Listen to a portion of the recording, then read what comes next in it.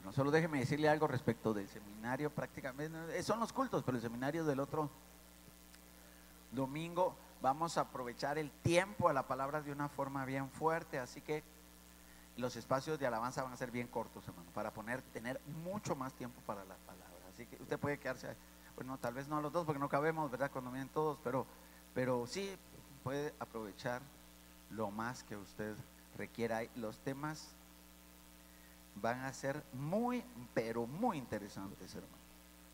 Así que amén. Yo quiero solo poner una base sobre esto. Déjeme decirle, hermano, de que a veces nosotros creemos que sabemos, y esa es una de las situaciones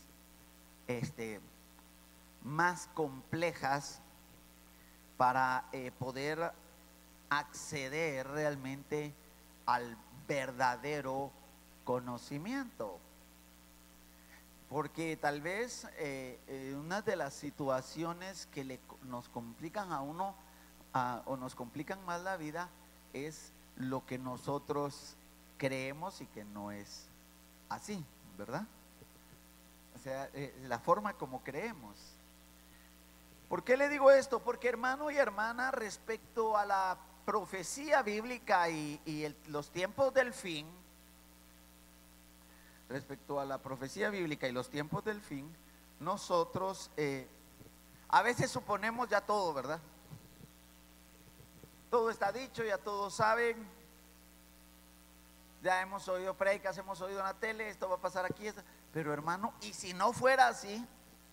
¿Y si como nosotros tenemos pensado que fuera a suceder, no sucede?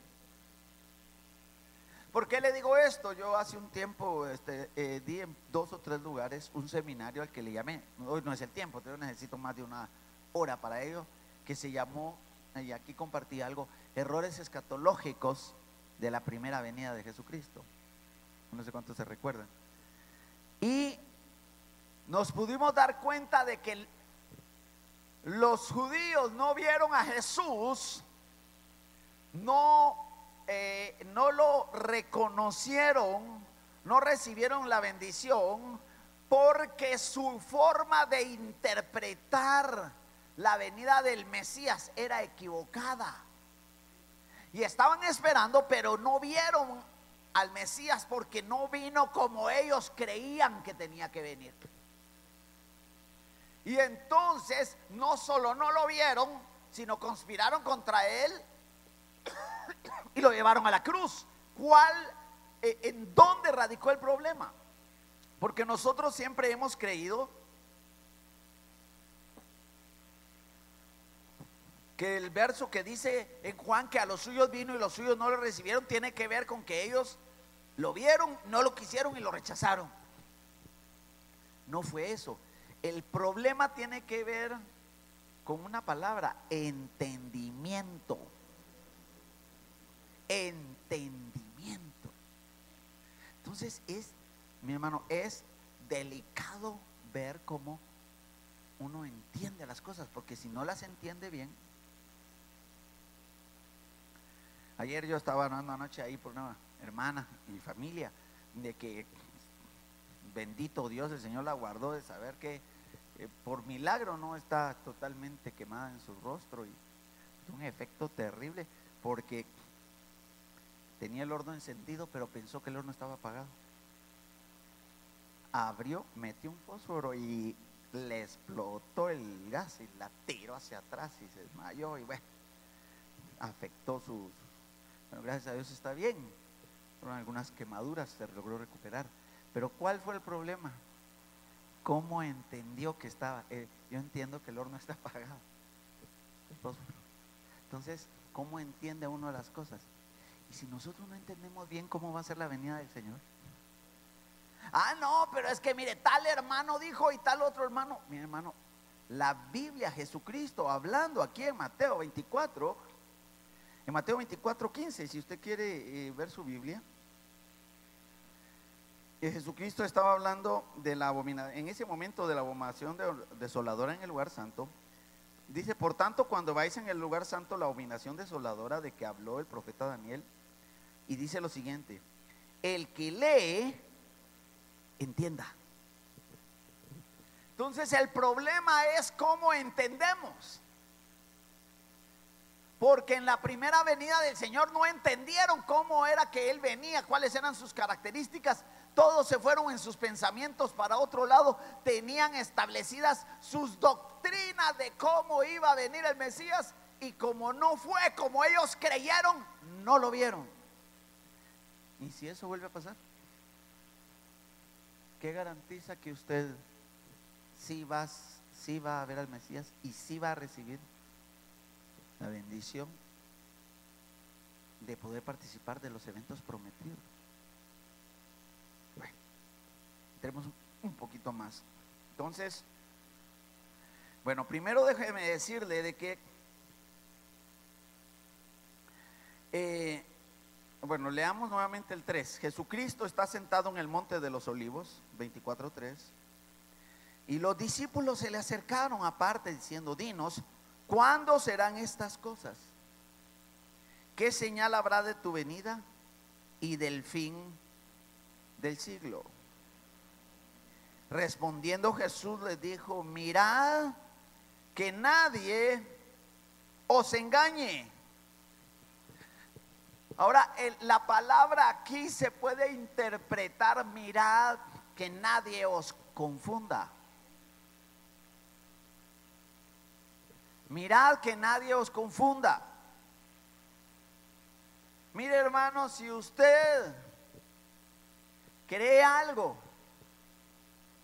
le dan una orientación, pero la orientación no es exactamente la correcta, usted no va a llegar a donde tendría que haber llegado, no, por muy bien intencionado que esté. Si aquí las hermanas hacen su servicio los jueves y dicen: va a ser en tal dirección, y alguien le dice: mire, ¿por dónde está la quinta? Y le dicen: mire, la quinta está del Verbo para abajo. Una persona se va bien intencionada a buscarla, pero no va a llegar. ¿Por qué? Porque sin mala intención le confundieron, le desorientaron. Entonces Jesucristo dice: el que le entiende. Entonces nosotros vemos aquí las preguntas de los discípulos. 3 preguntas. No, por supuesto no da tiempo a responderlas, para eso es el seminario. 3 preguntas. Le dijeron: ¿cuándo serán estas cosas? ¿Qué señal habrá de tu venida y del fin del siglo? Lo interesantísimo es de que Jesucristo entremezcla 2 tipos de respuestas escatológicas. Bueno, ¿a qué me refiero con esto? Vamos ahora al 24:1. Regresemos al 24:1. Cuando Jesús salió del templo y se iba, se acercaron los discípulos para mostrarle los edificios del templo. Verso 2. Y respondiendo él les dijo: ¿veis todo esto? De cierto os digo que no quedará aquí piedra sobre piedra que no sea derribada. Ahora, Jesucristo les habló del templo literal. Ellos se acercan y le hacen 3 preguntas y le dicen: ¿cuáles van a ser la señal? 2 preguntas que Jesucristo responde, y la tercera también la responde, pero mezcla 2 tiempos proféticos diferentes. Es bien singular la respuesta de Jesucristo. No es totalmente explícita, porque ellos le hacen las preguntas respecto de qué les dice: no va, miren, ven este templo, aquí no va a quedar una piedra sobre otra. Entonces ellos le hacen la pregunta y le dicen: entonces, ¿cuándo sucederán estas cosas? ¿Qué señal habrá de tu venida y del fin del siglo? Entonces ellos preguntan una cosa que iba a pasar, que ya pasó, y 2 cosas que Jesucristo explica que eran hasta el final. Por eso es de que a esto se le llama la escatología de Jesús. ¿Por qué? Porque ellos le están preguntando: ¿cuándo va a ser destruido el templo? Hermano y hermana, el templo ya fue destruido.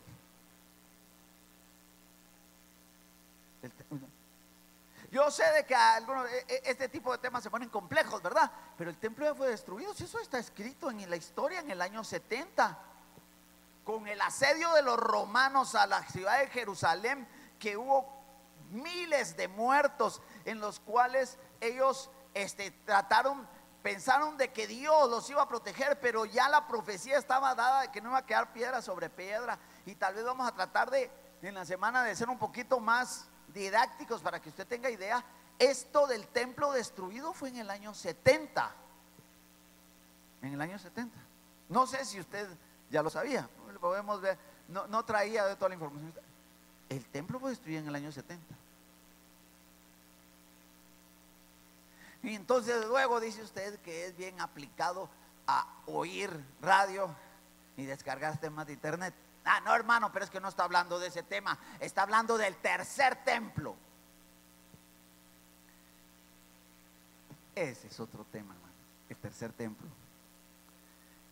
¿En dónde está basado el tercer templo? Bueno, claro, vamos a ver Tesalonicenses. Mi hermano, en el nombre de Jesús, lea su Biblia, por favor, hermano. Sí, hermano. Lea su Biblia, por favor. Lea su Biblia siempre que pueda, léala despacio, medite lo que está leyendo. Entonces, pero hermano Víctor, y no todo es para el futuro, pues todo para el futuro. Pues no parece. Parece que hay cosas que ya sucedieron. Cuando Jesucristo dijo que no iba a quedar piedra sobre piedra, no quedó, destruyeron el templo. Si por eso es de que el templo actualmente solo hay una pared, todos los edificios, pero dice que no iba a quedar piedra sobre piedra, es que eran varios edificios, porque estaban hablando del templo del tiempo de Jesucristo, que tenía varias estructuras. El templo fue destruido. Es más, yo no sé si usted sabe que en el lugar donde estaba el templo,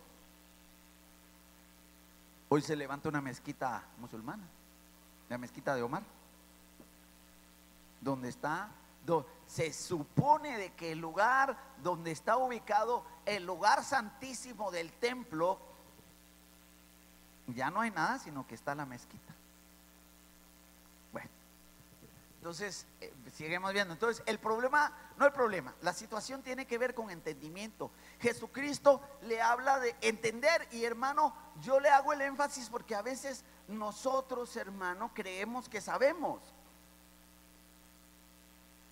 Hermano, mire, hermano, es como aquello de el conocimiento imperfecto solamente, hermano, le obstruye el desarrollo al individuo y a las sociedades. El conocimiento imperfecto. ¿Por qué? Porque el que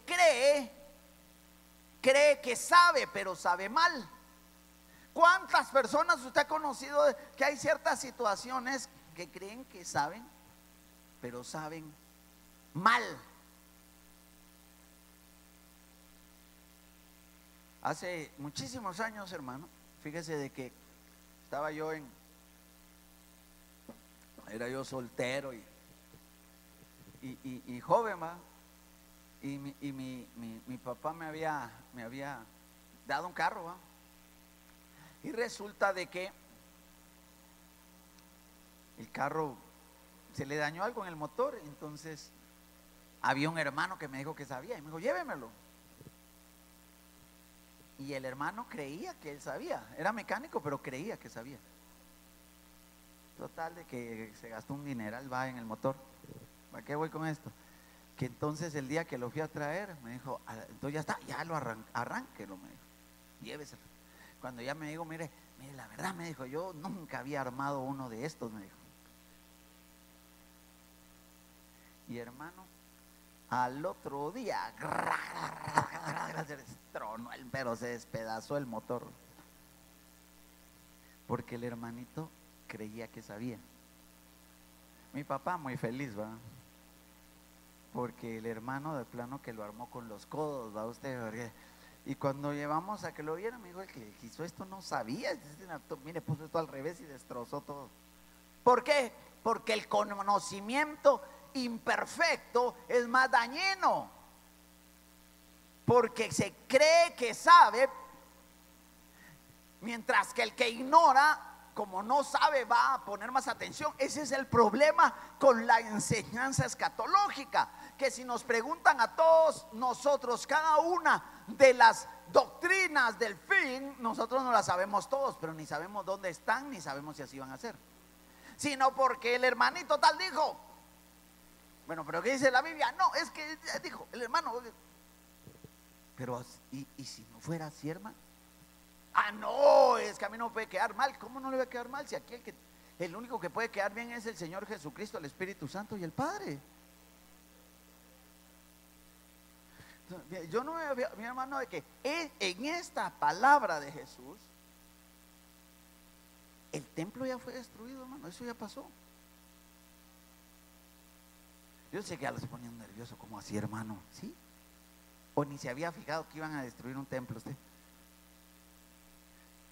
Entonces el problema tiene que ver con entender. Esa es la idea, hermano, de poder aplicarnos a la palabra. Y no, usted, mi hermano, usted no tiene que, yo le obligo que usted crea. No, que usted se aplique a la escritura, hermano, y tenga un buen entendimiento, porque en la primera venida la gente sí creía, sí sabía que iba a venir el Mesías, pero creía de forma imperfecta, y por eso no lo vieron. Yo no sé si usted sabe de que Mateo 24, Apocalipsis y el libro de Daniel están relacionados, pero acompañen, solo quiero decirle antes de que vayamos al libro de Daniel, en el tiempo en el cual Jesucristo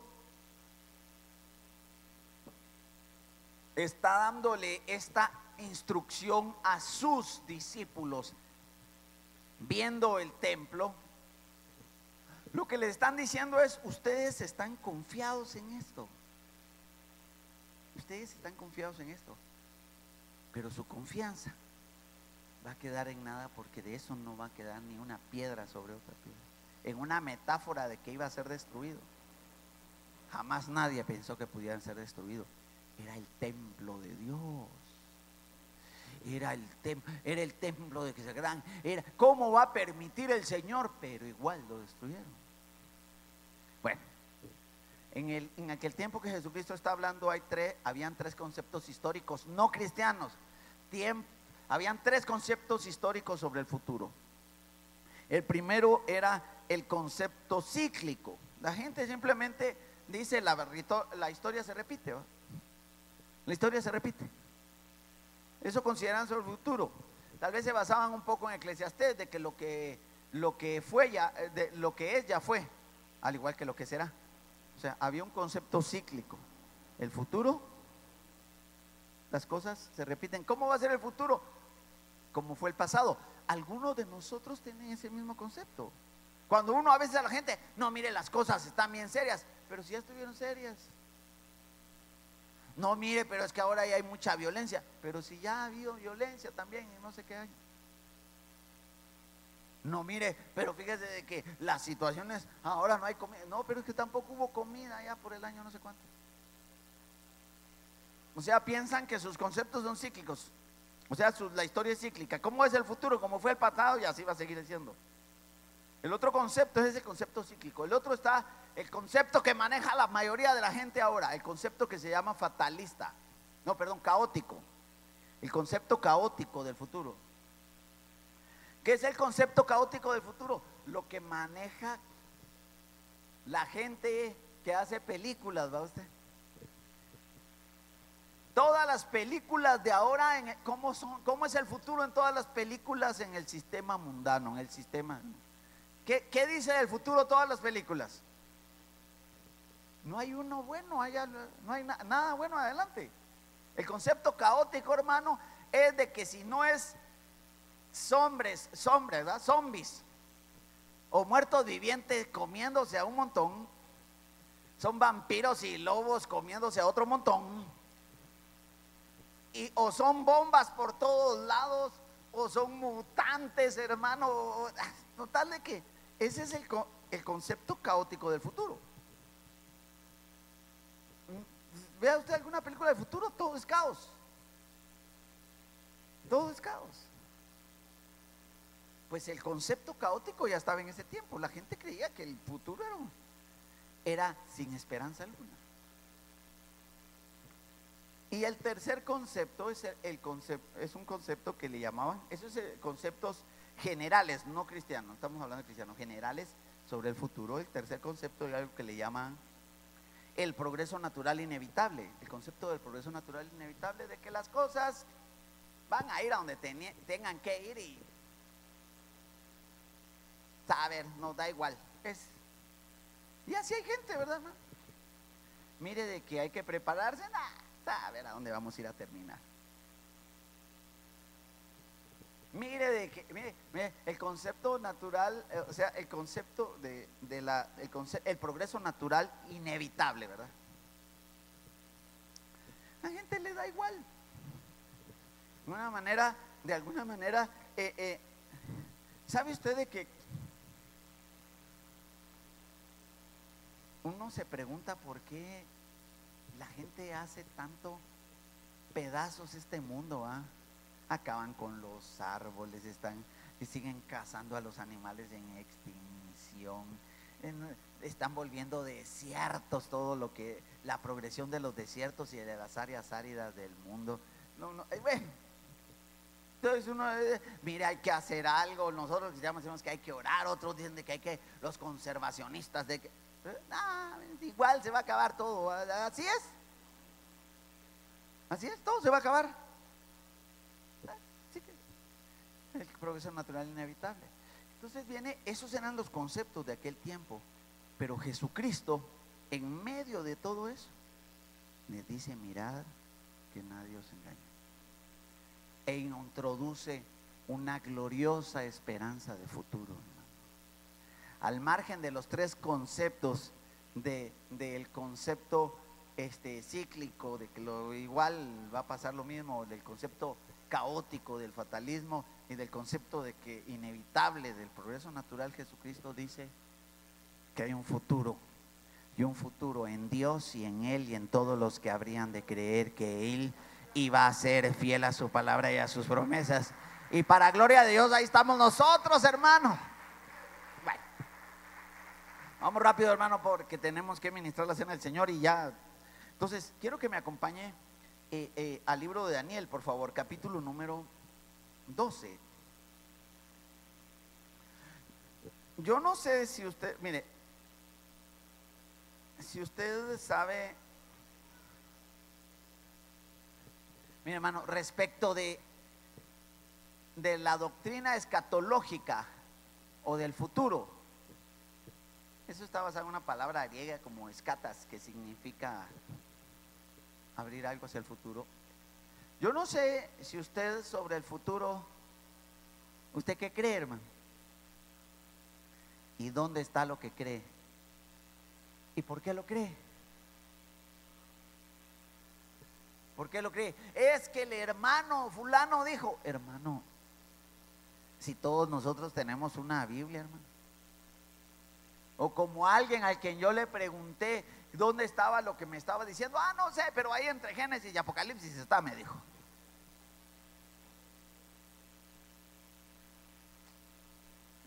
Yo le hago la pregunta. Bueno, ¿y del futuro usted qué cree? ¿Qué cree? ¿Quiere que le diga qué cree la mayoría de la iglesia? La mayoría de la iglesia cree una cosa: que va a sonar una trompeta y que se va a ir y ya. ¿Verdad? Pero mire, es que hay detalles. No, yo la trompeta y me voy, hermano. Entonces, ¿para qué el Señor hablar de eventos del futuro e insistir en que se entendiera? Pues entonces mejor no nos dice nada, ¿va? ¿Para qué tanta revelación? Mejor hubiera dejado ahí: usted solo espera un tropetazo y ya estuvo tranquilo. ¿Para qué el Señor está revelando nada? ¿Sí o no? ¿Por qué dice él en Mateo 24: el que lea entienda? Bueno, miremos Daniel. Usted sabe que Daniel es un libro también, es un libro escatológico. Daniel es un libro de llaves hacia el futuro. Daniel mire, por eso me parece interesantísimo. Daniel escribió este libro, lo escribió 500 años antes, un poco más de 500 años antes de que viniera el Señor Jesucristo. Escribió Daniel el libro. Dice, ¿por qué Dios le está revelando eventos que van a ser tanto tiempo allá? El que lea entienda. Mire lo importante del entendimiento. Viene capítulo 12, verso 1. En aquel tiempo se levantará Miguel, el gran príncipe que está de parte de los hijos de tu pueblo, y será tiempo de angustia cual nunca fue desde que hubo gente hasta entonces. Pero en aquel tiempo será libertado tu pueblo, todos los que se hallen escritos en el libro. 2. Y muchos de los que duermen en el polvo de la tierra serán despertados, uno para vida eterna y otros para vergüenza y confusión perpetua. Deténgase un momento aquí. No vamos a poder revelar el libro de Daniel. ¿De qué está hablando? Pues ya está hablando. Aquí sí está hablando de los misterios del final de los tiempos. ¿De eso está hablando? Está hablando de resurrección. Está hablando de condenación. Está hablando de juicio final. ¿Por qué es importante esto, hermano? Porque muchos de nosotros estamos viviendo la vida así. A ver si, no, tal vez sí. Hermano y hermana, quiere que le diga, yo sí creo que es importante entender qué tiempo estamos viviendo. De eso se trata este próximo fin de semana, de entender. No, pero si yo ya sé, hermano. ¿Sabe qué? Yo ya sé. ¿Dónde está basado lo que usted cree? Mire, en 1 Tesalonicenses 4, ahí que le suena la trompeta y me voy. Pero entonces, ¿y los eventos que quieran alrededor de eso? Bueno, le sigamos leyendo. Entonces está hablando de tiempo de angustia, de resurrección. Pero veamos al verso 3. Dice: los entendidos resplandecerán con el resplandor del firmamento, y los que enseñan la justicia a la multitud como las estrellas a perpetua eternidad. Ahora, este fue un verso que cuando yo comencé en el evangelio, mi pastor nos aplicó mucho a ello. Y nosotros, los que entienden, aquí hay dos grupos: los que entienden y los que enseñan. Ahora viene y dice: los entendidos resplandecerán con el resplandor del firmamento. ¿Cuál es la característica para este grado de gloria? Entender. ¿Entender qué? Entender qué. Viene hablando de una secuencia de eventos finales. ¿Qué es lo que hay que entender? Todo lo relacionado con la profecía del final de los tiempos. ¿Qué dice ahí? ¿Quiénes son? Los hermanos resplandecerán con... No, los de Fuerte Ciudad, no. Los que están en X misión. No, ¿sabe qué? Los que están bajo la cobertura de ciertos ministerios. ¿Cuál es la característica ahí? Entender, amado. Entender. ¿Por qué es importante entonces? Porque a veces no entendemos. Pues yo no entiendo, pero yo me voy a ir, hermano. Pues está bueno, ¿va? Como dijo aquel, va. Váyase para Puerto Barrios, salga aquí recto, se suben una Galgos en la calle Roosevelt y a ver si va a parar a Puerto Barrios, va. Cuando se baje con su camiseta ahí en pleno Shela, simplemente porque no entendió, porque no entendimos. Ahora, para entender, ¿qué necesitamos? Primero conocer. Entonces viene Jesucristo y dice: los entendidos. No, perdón, Jesucristo no, dice Daniel, los entendidos. Jesucristo dijo allá que los que leyeran entendieran. Amados hermanos, lea y entienda. El que lea, entienda. Entonces, el mensaje es los entendidos. Señor nos ayude a entender, hermano.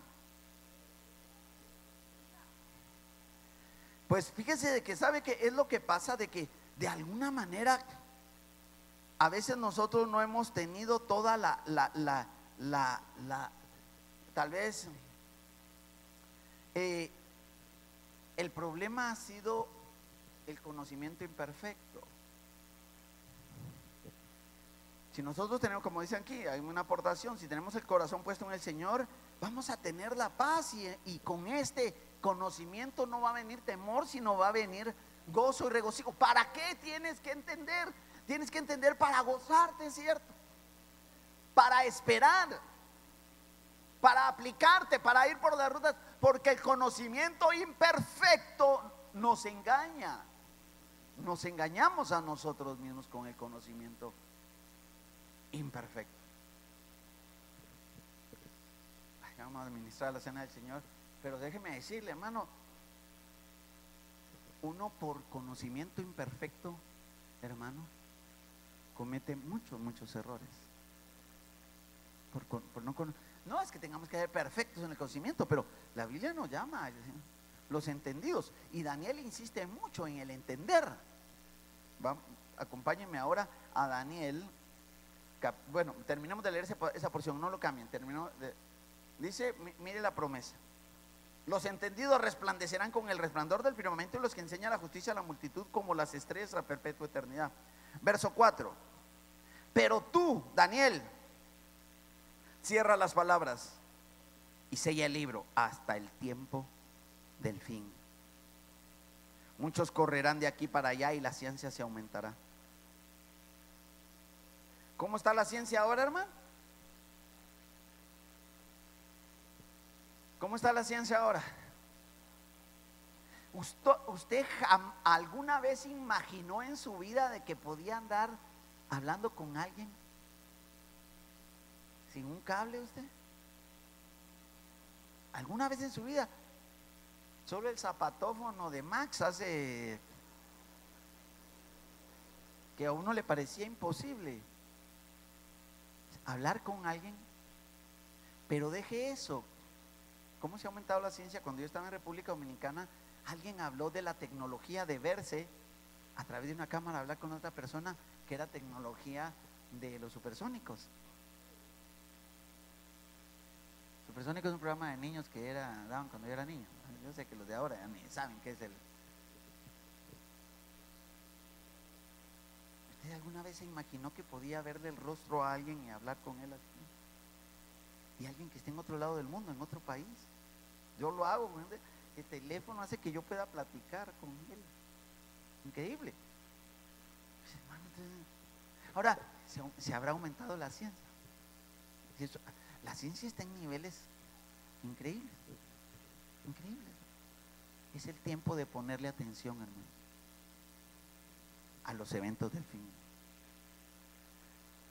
Yo no sé si usted sabía, hermano, de que yo leí un artículo esta semana que se llamaba en la prensa, que se llamaba El fin de la televisión, porque dicen de que hay una generación ya completa de jóvenes que entrevistaron, ya no tienen televisiones, todo está reducido a las computadoras o a los teléfonos, ya no les interesa la televisión, todo está reducido ahora. Es increíble. Bueno, ya no voy a entrar porque si no, no nos vamos a tardar mucho. El siguiente verso: la ciencia se aumentará. O sea, le dice, sella el libro, hasta el tiempo correrán de aquí para allá y la ciencia se aumentará. El siguiente verso dice: y yo, Daniel, miré aquí dos que estaban de pie, uno al este del río, el otro al otro lado del río. Sigamos. Y dijo uno al varón vestido de lino que estaba sobre las aguas del río: ¿cuándo serán el fin de estas maravillas? El siguiente verso: y oí al varón vestido de lino que estaba sobre las aguas del río, y el cual alzó su diestra y su siniestra al cielo y juró por el que vive por los siglos que será por tiempos y la mitad de un tiempo, y cuando se acabe la dispersión del poder del pueblo santo, todas estas cosas serán cumplidas. Voy a finalizar porque tenemos que ministrar la mesa del Señor. ¿Cuántos leyeron la noticia de la gran inversión que hicieron hace 2 o 3 semanas? Que el pueblo de Israel puso a disposición de todos los judíos en cualquier parte del mundo para que con subsidio del gobierno pueda regresar a Israel. Bueno, hay muchas señales, hermano. Pero si nosotros no entendemos, no oímos, no conocemos y no entendemos, nosotros podemos estar en el riesgo de equivocarnos por un conocimiento imperfecto. En el nombre de Jesús, hermano. Yo sé de que ya es un mensaje y con esto finalizo para ministrar la mesa del Señor. La profecía. Yo estaba oyendo la profecía de adentro y decía el Señor: he aquí yo vengo pronto. He aquí yo vengo pronto. Yo sé que ahorita nosotros sentimos como que Cristo no fuera a venir. Jesucristo dijo: el que lea entienda. Y Daniel, y finalizo con este verso, en el capítulo número 9,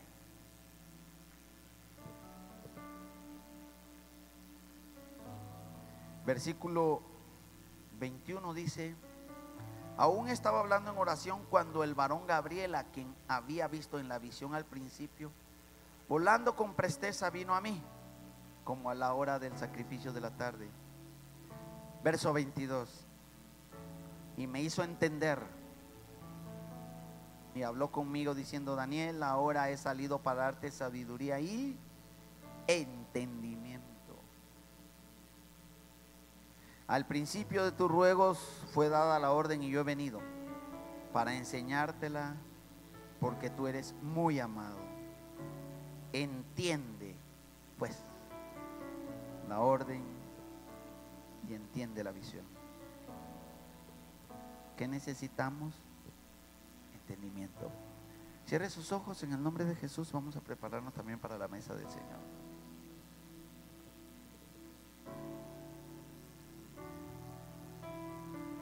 Así con sus ojos cerrados. Y si verdaderamente estamos en los tiempos del fin. Se ha dicho muchas veces que Cristo venía, pero ¿y si ahora sí estamos en el tiempo del fin? Pero es que no puede ser, hermano, porque tiene que venir Cristo y tiene que pasar esto, lo otro y aquello. ¿Será, hermano, nuestro entendimiento de los tiempos finales cómo es? Escudriñe su corazón un momento, solo así con sus ojos cerrados, un minuto para administrar la mesa del Señor. Solo respóndase esta pregunta: ¿creo yo que Cristo viene pronto? ¿Lo creo? Entonces, si lo creo, anhelo entender. Porque en mi corazón está ser partícipe, como decía mi hermano, con gozo de los tiempos de su venida. Vamos a hacer una oración y nos preparamos para la cena. Padre, en el nombre de Jesús, dígale: Padre, yo quiero entender. Yo quiero entender, Señor. Quiero entender, porque el entender la venida de mi amado es fundamental en mi camino. Entender que los tiempos finales son estos serán, Señor, fundamentales para mi eternidad y para participar de esa gloria que está en tu palabra descrita en Daniel. Los entendidos resplandecerán. Padre, en el nombre de Jesús, levante su mano. En el nombre de Jesús, bendice, Señor, a cada uno de tus hijos y tus hijas. Que en nuestro corazón esté el poder, Señor, entender el tiempo que vivimos, el poder entender las cosas que vendrán. Nos prepararemos nosotros y prepararemos a los que nos rodean. En el nombre que es sobre todo nombre, en el nombre de Cristo Jesús, en el nombre de Cristo Jesús, en el nombre de Jesús, bendice a tu pueblo. Bendícenos, Señor, y que en mi corazón pueda haber entendimiento para las cosas que vendrán. Gracias, Padre, en el nombre de Jesús. Por el tiempo vamos a orar por los elementos de la mesa del Señor, ya que en su palabra el Señor dejó establecido, en su palabra, a través de la pluma de Pablo, el Espíritu Santo estableció en 1 Corintios 11 que la noche en la cual el Señor Jesús fue entregado, tomó pan y habiendo dado gracias, lo partió.